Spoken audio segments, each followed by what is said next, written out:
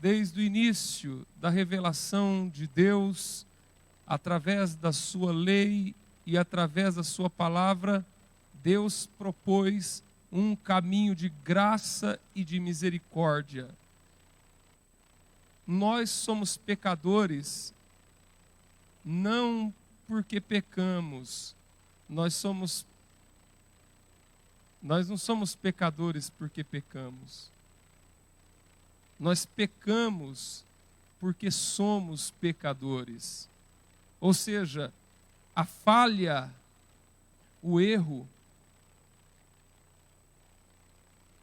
o pecado, o desvio, ela está inerente à nossa natureza. Mesmo quando você fizer de tudo para não errar, mesmo assim você vai errar. Nós somos pecadores porque carregamos conosco a essência de uma natureza decaída. E isso é uma coisa que precisa ficar muito pacificado, entendido, reconhecido entre nós. Todos nós somos pecadores. E todo o arcabouço da lei de Deus, toda a estrutura da revelação de Deus, ela contempla o tempo todo no seu escopo esta realidade de que nós somos pecadores. Por isso que nós não podemos nos sentir melhor do que ninguém. O Antigo Testamento, ele é um nível de revelação das Escrituras que precisa necessariamente ser interpretada à luz do Novo Testamento. O Antigo Testamento, por si, ele fica incompleto. Precisa ser interpretado necessariamente pelo Novo Testamento. A Bíblia diz em Hebreus, no capítulo de número 10, que a lei é apenas uma sombra de uma realidade que estava por vir. Ou seja, toda a lei, todo o bojo do Antigo Testamento, toda a revelação do Antigo Testamento, só consegue ser interpretado dentro da plenitude do propósito de Deus, na medida com que ele se espelha no Novo Testamento. Ou seja, o Novo Testamento completa o entendimento. Isso na teologia é chamado de tipologia bíblica. A tipologia trata dos símbolos, trata das sombras, trata dos tipos, dos objetos do Antigo Testamento que apontava para uma realidade futura. Porém, a Bíblia diz que o Antigo Testamento, a Bíblia diz, tendo a lei, Hebreus 10:1, tendo a lei, a sombra das coisas futuras e não a imagem exata das coisas. Ou seja, a lei não era a imagem exata das coisas, era apenas uma sombra. Mas a realidade estava por vir. E ela é revelada no Novo Testamento na pessoa de Jesus. Então, na pessoa de Jesus, que é a figura central, que é a chave de abóboda de toda a revelação bíblica, de toda revelação e de todo mistério que existe no universo, é desvendado na pessoa de Jesus de Nazaré. É em Jesus que nós temos a perfeita e completa revelação da natureza, do caráter do nosso Deus Todo-Poderoso. Jesus é a face de Deus. É a face de Deus manifesta no Filho do Homem, pelo qual nós conhecemos a Deus. Então, quando você está diante das páginas do Antigo Testamento, você precisa entender que ele aponta. A Bíblia diz, em Romanos, no capítulo 10, no versículo de número 4, da seguinte maneira: tendo a lei tendo a lei, Cristo como seu fim, ou seja, a palavra fim em Romanos 10:4, Cristo é o fim da lei para todo aquele que nele crê.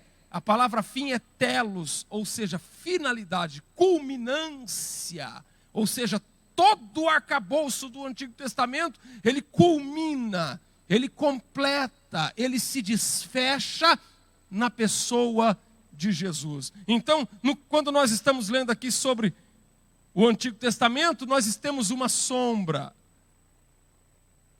e um caminho de graça para alguém que cometeu um crime involuntariamente, por acidente, por engano, sem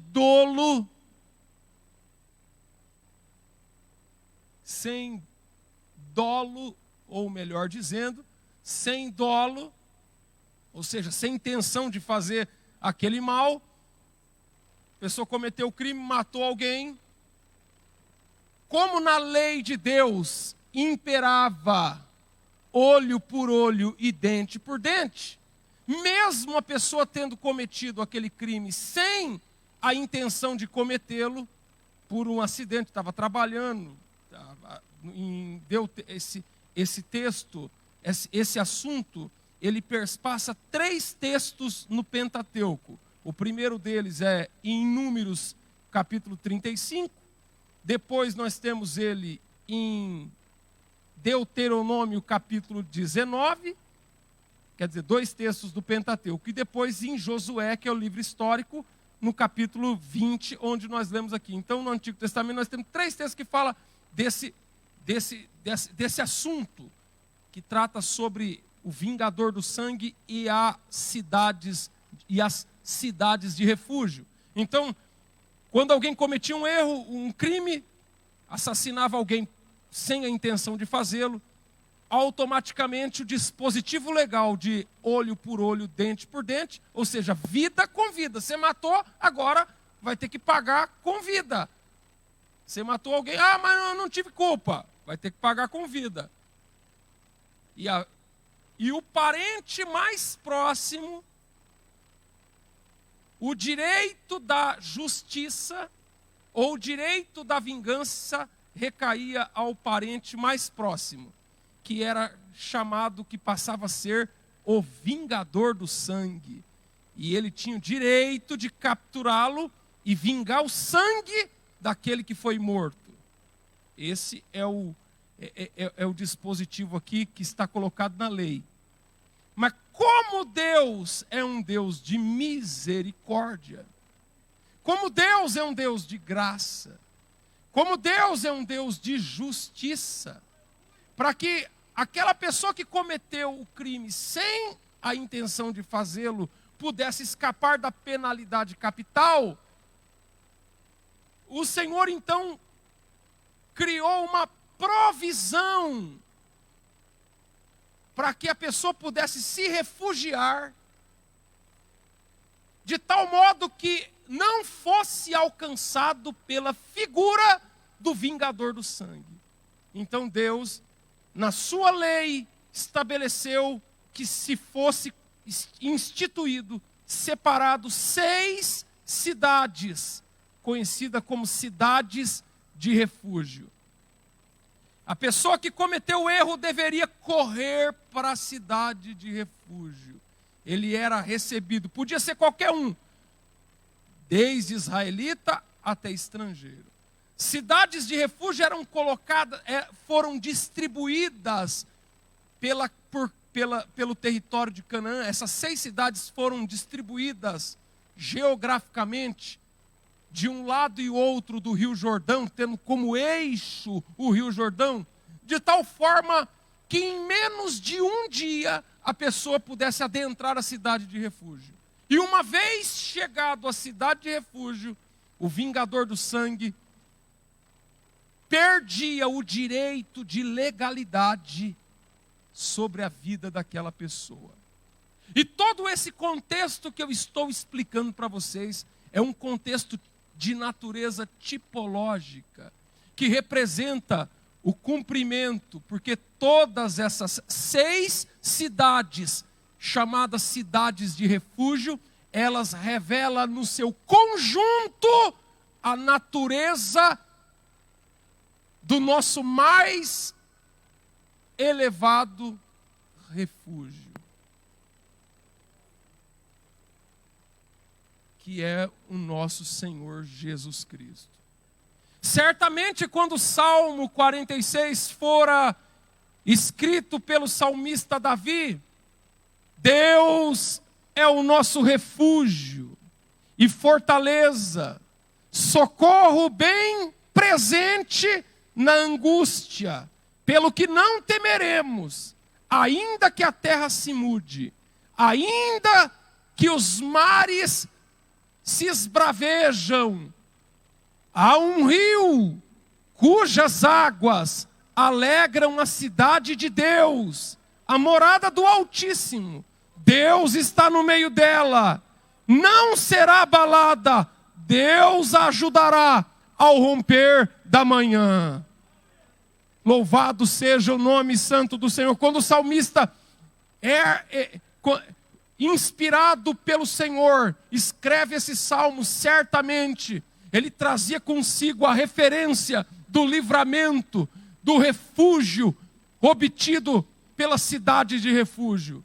Acontece que o tipo nunca é perfeito, porque o refúgio que nós encontramos em Jesus, ele é muito mais amplo e perfeito que o refúgio apresentado nas páginas nas quais nós acabamos de ler. Porque a Bíblia diz em Hebreus, no capítulo de número 6, e no versículo de número 19, pelas 2 coisas imutáveis, pelas quais é impossível que Deus minta, retenhamos firme a nossa esperança, nós que corremos para o nosso refúgio, louvado seja Deus, nos quais nós temos a promessa e esperança. Hebreus capítulo 6, versículo 19. Ou seja, Cristo é o refúgio pelo qual a nossa alma se ampara. Cristo é o refúgio pelo qual a nossa alma se abriga, se alberga. Cristo é o refúgio pelo qual a nossa alma descansa.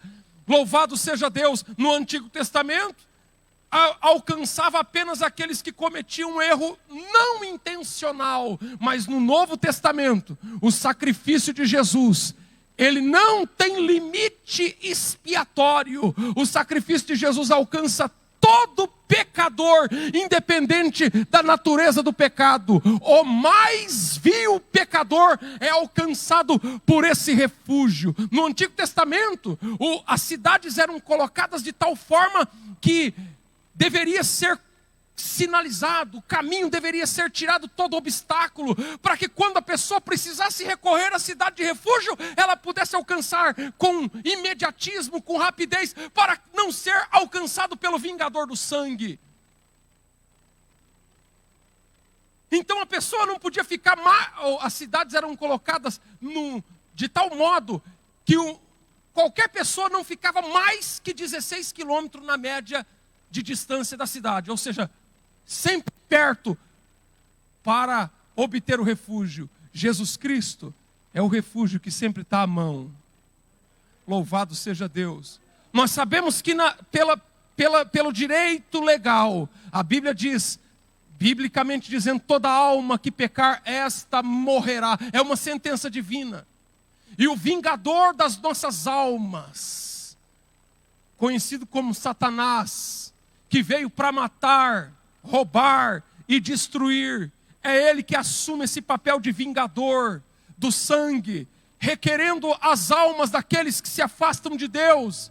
Mas todas as vezes que nós recorremos a Jesus, nos abrigamos nele. A Bíblia diz no capítulo 3 da epístola de Paulo aos Colossenses, que nós estamos escondidos com Cristo em Deus. Nós estamos com Cristo em Deus. Louvado seja Deus. Nós estamos na presença do Senhor.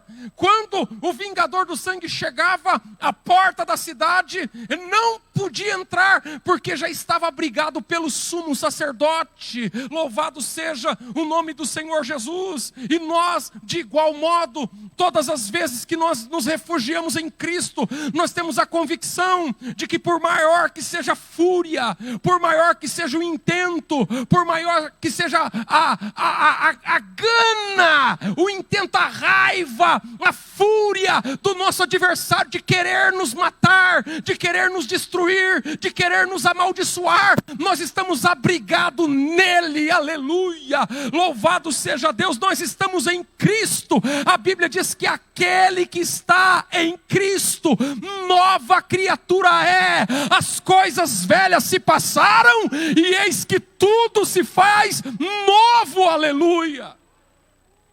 Bendito seja o nome do Senhor, glória ao nome de Jesus. É por isso que o inimigo faz de tudo para você sair do refúgio. Jesus é o teu refúgio, é o abrigo da tua alma. Nas horas de dificuldade, nas horas da luta, nas provações, nas angústias, nos momentos em que nós nos sentimos deprimidos, nos momentos em que nós nos sentimos carentes, nos momentos em que nós nos sentimos angustiados, feridos, abandonados, nos momentos em que somos injustiçados, nos momentos em que estamos sendo perseguidos. Vou te dizer uma coisa, meu amigo, nunca te esqueça, aleluia, escreva isso na tábua do teu coração, que você nunca, aleluia, vai ser, a Bíblia diz, todo aquele que o Pai me der virá a mim, e todo aquele que vem a mim, de maneira alguma eu lançarei fora. Na hora da adversidade, na hora da luta, na hora do aperto, na hora do arroxo, corra para Jesus, porque Jesus tem bênção, Jesus tem abrigo, Jesus tem vitória, Jesus tem virtude, Jesus tem renovo, Jesus tem esperança. Corra para Ele.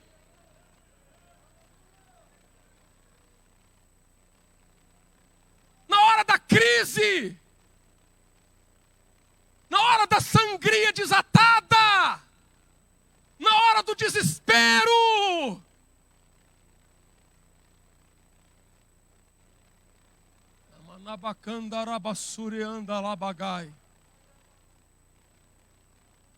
já teve momentos na minha vida, e eu tenho certeza que com vocês do mesmo jeito, que eu falo, meu Deus do céu, eu preciso de um lugar para orar.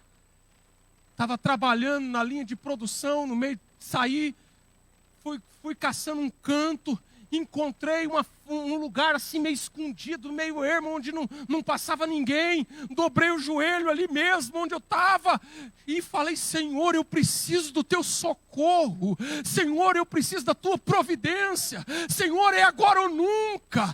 Oh, a minha alma está angustiada. Senhor, eu estou angustiado, estou precisando da tua provisão. E naquela mesma hora o Senhor entrou em providência, porque toda vez que você, a Bíblia diz, batei e abrir-se-vos-á.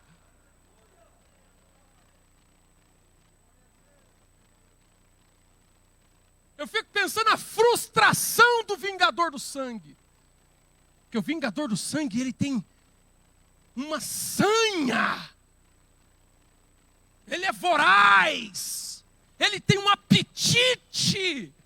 Irmão, nunca saia da presença de Deus. Que Ele tem sede de te pegar. Mas enquanto você estiver nele. Irmãos, não existe super crentes. Às vezes a gente está só pela misericórdia, mas eu estou no pé dele. Pode estar fraquinho, Tem dia que a gente está voando, mas tem dia que a gente está só, como diz, só o pó e o que chute. Eu falei, Senhor, eu estou só o pó e o que chute. Eu não estou mandando mais nada. Mas tem uma coisa, do Senhor eu não largo, eu vou ficar no teu pé, porque eu sei que vai vir um renovo, eu sei que o sol vai brilhar, eu sei que o Senhor vai sarar as minhas feridas, eu sei que a vitória virá, aleluia, glória a Deus, e daqui a pouco vem o renovo. Daqui a pouco vem daqui a pouco vem daqui a pouco vem uma alegria, daqui a pouco vem, a gente sente a presença de Deus, daqui a pouco vem a vontade de cantar um hino, daqui a pouco a gente lembra de um versículo, é o Espírito trabalhando, nos renovando, nos colocando de pé.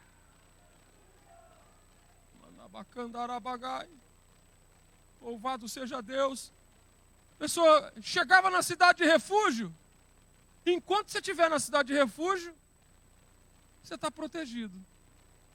O vingador do sangue não pode te tocar. O vingador do sangue, ele pode até te ver. Ele pode até querer te pegar, mas vai ficar querendo. Vai ficar querendo, não vai pegar. Não vai pôr a mão em você. Louvado seja Deus, porque você está guardado nele. Você está seguro nele. Você está refugiado nele. Ele é o teu castelo. Ele é o teu abrigo. Louvado seja Deus. Cada cidade de refúgio, eu já disse, são 6. A primeira delas é Quedes. E a palavra Quedes é santidade. É a primeira natureza. Como é que nós conseguimos nos afastar e impedir o acesso do inimigo contra nós? Através da santificação. E a palavra santificação significa separado.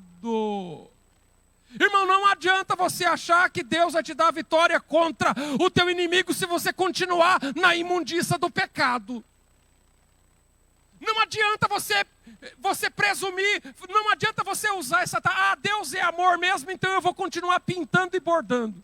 Vou continuar pintando os canecos. Irmãos, isso aí não vai funcionar. Não, mas Deus é muito bom, Deus é amoroso.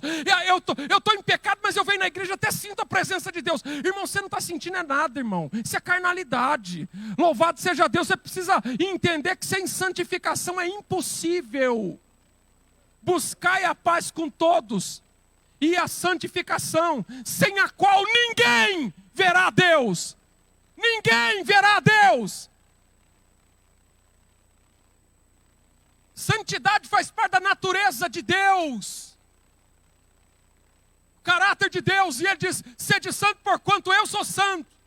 Ou seja, quanto mais nós estamos perto de Deus, mais parecido com Deus nós ficamos. Porque nós somos filhos dele. E quanto mais perto de Deus você está, mais longe do mundo você está. A Bíblia diz para nós abandonarmos o mundanismo. Porque a Bíblia diz em São Tiago que aquele que se fica amigo do mundo se constitui inimigo de Deus. Quedes é o lugar santo. É a posição de santidade que nós temos na presença do Senhor. Louvado seja Deus. Você não é qualquer um não, irmão. Você é um servo de Deus. E servo de Deus tem que se portar com santidade. Mas não santidade, irmão, não é santidade religiosa. Não é santidade meramente religiosa, mas é uma santidade oriunda da palavra de Deus. A Bíblia diz em João capítulo 15, verso 3: vós já estáis limpos pela palavra que vos tenho falado. Quando Jesus orava, a oração intercessória, conhecida como oração sacerdotal, no capítulo 17 de São João, e no versículo 17 ele diz assim: Pai, santifica-os na verdade, a tua palavra é a verdade. Santificação significa o desejo, o esforço. Irmão, santificação é o desejo, mas também é o esforço, porque ninguém serve a Deus se não tiver esforço. Serve a Deus sem esforço? Serve a Deus, irmão, não adianta, irmão, não adianta. Sem esforço não tem jeito, tem que se esforçar. É o esforço de viver a palavra de Deus. Porque vai ter um monte de coisas, tem um monte de fatores, existem várias circunstâncias, vários fatores, várias pessoas, vários variáveis que vão se interpor em nosso caminho para nos afastar de viver a realidade da palavra de Deus.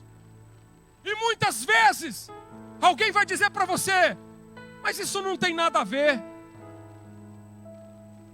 É o que a gente mais ouve, essas desculpas esfarrapadas, mas isso não tem nada a ver. Você está procurando pelo em ovo. Mas para que tudo isso? Também não é bem assim. Não é bem assim. E a Bíblia diz: sede santo porquanto eu sou santo. A primeira cidade é Quedes. E Quedes é santificação. Louvado seja o nome do Senhor. Segunda cidade é Siquém. E a palavra Siquém significa ombro. E a palavra ombro significa que nós não somos autossustentáveis. Nós não somos autossustentáveis. Nós não somos pessoas que nos garantimos por nós mesmos. Não, pastor, eu confio no meu taco. Não, pastor, tem muita gente, irmãos, que está na igreja, mas ele é um ególatra. Ele confia no seu braço. Ele confia nas suas condições. Ele confia nas suas capacidades, nas suas competências. Mas o refúgio Siquém significa ombro. E ombro é o que sustenta. Quando a gente era criança, e quando se é criança, costuma pegar no colo. Você quer ver de madrugada. Eu lembro quando os nossos filhos eram bebês, estava lá de madrugada, colocava no berço, começava a chorar. Aí pegava no colo, dava uma chacoalhadinha, parava de chorar. Porque não tem nada mais aconchegante, confortável. Você acha e seguro do que estar no colo de um pai e de uma mãe. Quando a gente cresce, fica adulto, não tem mais ninguém para pegar a gente no colo. E é por isso que muitas vezes a gente é ferido, machucado. Por isso que muitas vezes nós sofremos as nossas dores quando a gente fica adulto. O que não falta é gente nos piores momentos. Eu assisti a entrevista do Roberto Cabrini. Agora, eu vou contar para vocês. Ontem, voltando de São Paulo, coloquei no YouTube para assistir a entrevista do Roberto Cabrini. E a mulher do Sérgio Reis falou assim: ninguém, a não ser o Roger, ligou para dar uma palavra, para declarar um apoio. Porque o que não falta é gente para descer o reio, é gente para descer a ripa, é gente para terminar de derrubar. Só que existe um refúgio chamado Siquém. E quando a gente não consegue mais caminhar, e não tem mais o colo do papai e da mamãe, eu vou dizer uma coisa para você: Ele nunca vai te abandonar.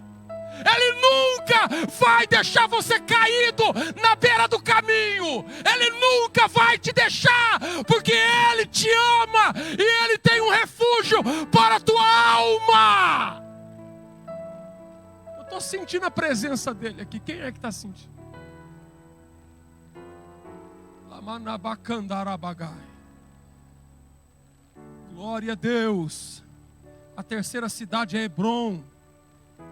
Hebrom é comunhão. Louvado seja Deus. Davi foi um homem que foi erguido como rei, para ser o maior rei de todas as eras. E Deus havia preparado para que ele governasse e fosse um grande estadista. Mas Davi, irmãos, quando chegou a época dele governar, ele veio de uma guerra civil. O governo de Davi nasceu de uma guerra civil, de um governo decadente, que era o governo do primeiro rei, do primeiro monarca de Israel, da primeira dinastia, que é a dinastia de Saul. E o reino estava fragmentado, dividido, havia uma guerra civil. E quando Deus alçou Davi como rei, a primeira fase do reinado de Davi foi uma fase de 7 anos e meio, numa cidade chamada Hebrom, que é essa mesma cidade. Ele governou 7 anos e meio em Hebrom. Você sabe por quê? Porque em Hebrom, Deus ia dar a paz que ele precisava. Em Hebrom, ele ia criar os vínculos que ele precisava, porque ninguém, irmãos, consegue chegar a lugar nenhum sozinho. Não existe carreira solo na vida espiritual. Deus não te chamou para ser um eremita. Deus te chamou para estar no meio dos obreiros, no meio da igreja, no meio das irmãs. Eu vou ficar no meu canto, isso é uma armadilha do diabo. Sabe por quê? Porque a palavra, o refúgio é Hebrom. Ou seja, aquelas carências, aquelas lacunas emocionais. Ele chegou lá, agora ele era vitorioso, agora ele era o rei. Mas Deus falou: vou colocar você 7 anos e meio para reinar em Hebrom, porque em Hebrom eu vou criar conexões de comunhão. Irmãos, comunhão é um negócio espiritual. Comunhão não é uma unidade convencional, não é uma unidade circunstancial. Você pode ver, a seleção brasileira vai jogar, aí vai lá e convoca todos os jogadores de tudo quanto é lugar, coloca lá, e daqui a pouco aquela união se desfaz. Termina o campeonato, vai todo mundo embora para casa, cada um cuidar da sua própria vida. Isso não é comunhão. Comunhão não é uma unidade por interesse, porque o que não falta são pessoas que se aproximam de outra por mero interesse. Nós vivemos numa sociedade materialista, interesseira, e muitas vezes esse espírito desse nosso tempo, desse nosso século, adentra também a igreja. E aí começa as panelinhas de gente que se entrosa com outra por afinidade. E eu estou falando de outra coisa. Eu estou falando que onde há comunhão, o diabo não tem acesso. Louvado seja Deus. Os irmãos estão entendendo? Digam amém. Bezer é a 4ª cidade. Bezer significa fortaleza. Fortaleza é a fortaleza de Deus para a tua vida. A Bíblia diz assim: fortalecei-vos no Senhor e na força do seu poder. Em Cristo nós encontramos a fortaleza para nossa alma. Em Cristo,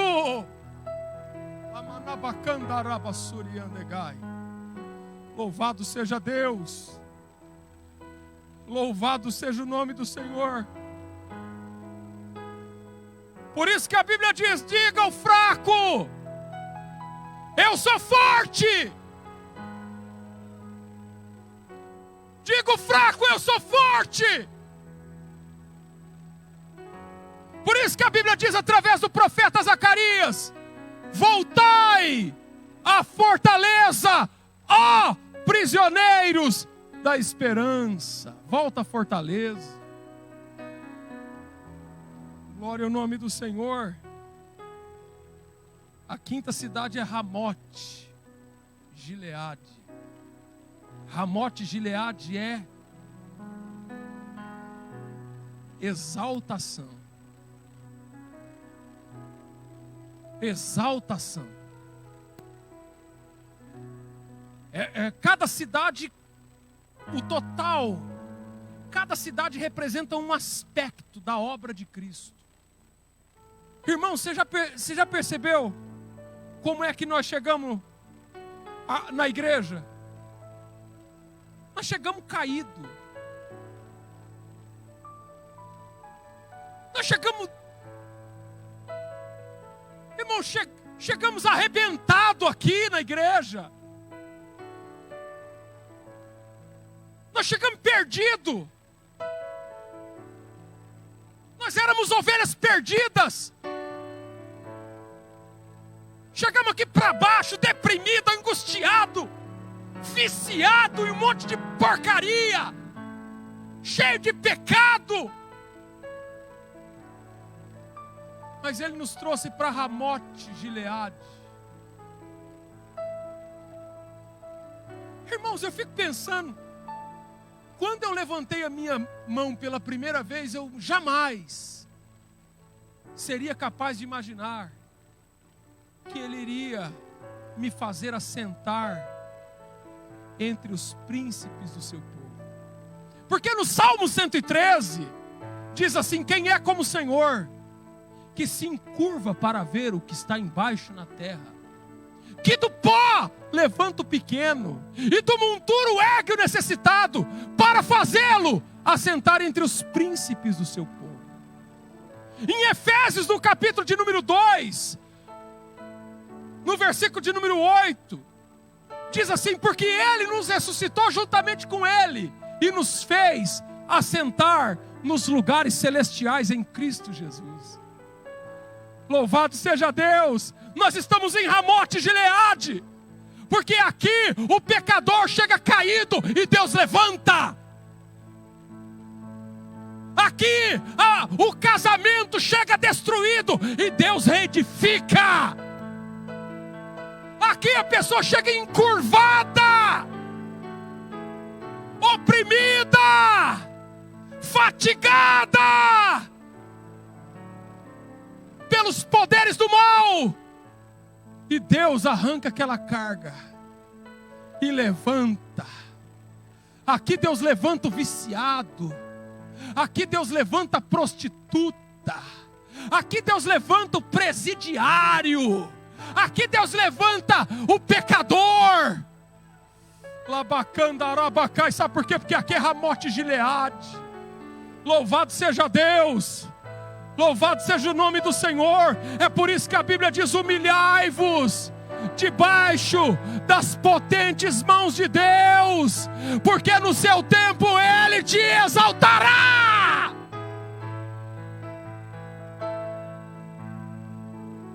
Glória a Deus.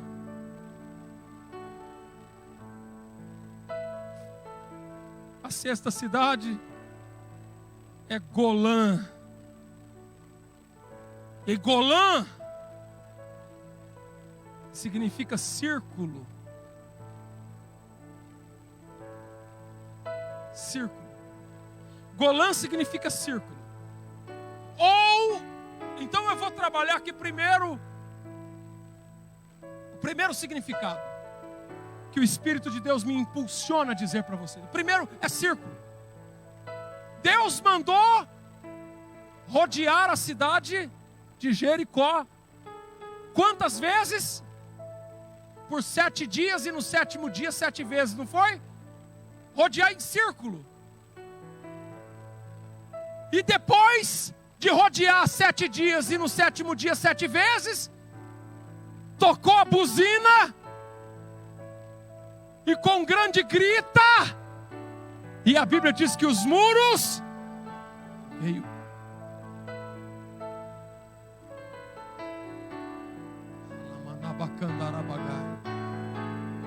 Existem barreiras que o Senhor vai fazer cair.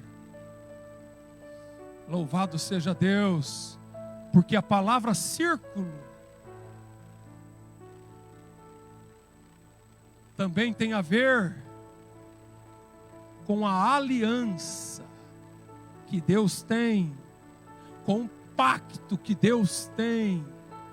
Aleluia. Golã, Deus tem uma aliança com você, meu irmão. Deus tem uma aliança com a sua família. Essa sua aliança do teu casamento que está aí na tua mão esquerda, ela foi celebrada diante do Todo-Poderoso. E a aliança tem validade para Deus. A aliança tem legalidade para Deus. A aliança tem confirmação de Deus. Golã é uma cidade de refúgio. E em Golã, Deus nos faz lembrar que nada, que ninguém será capaz de quebrar, de anular, de invalidar o que é de Deus para a tua vida. O que nós temos não é fruto da razão humana. O que nós temos não é fruto da carne. O que nós temos não é um projeto humano, mas é algo que vem de Deus. Descansa, irmão, porque o que Deus tem para você, ninguém vai tirar. Ninguém vai tirar. Eu declaro isso em nome de Jesus pela fé. Eu assevero ao teu coração pela fé agora em nome de Jesus. Debaixo da graça e da autoridade de Deus. Alguém vai dizer: isso é fogo de palha. Isso já passa. Daqui a pouco você vai estar de novo por aí. Não. Nós estamos refugiados nele. Nada. A Bíblia diz assim, ó. O bom pastor conhece as suas ovelhas e dela é conhecido. Sabe por quê? Porque existe um chamego entre nós e o nosso Senhor. Ele conhece cada um de nós e nós conhecemos Ele. Aleluia. E a Bíblia diz: e eles conhecem a minha voz. Senhor, você conhece a voz de Deus.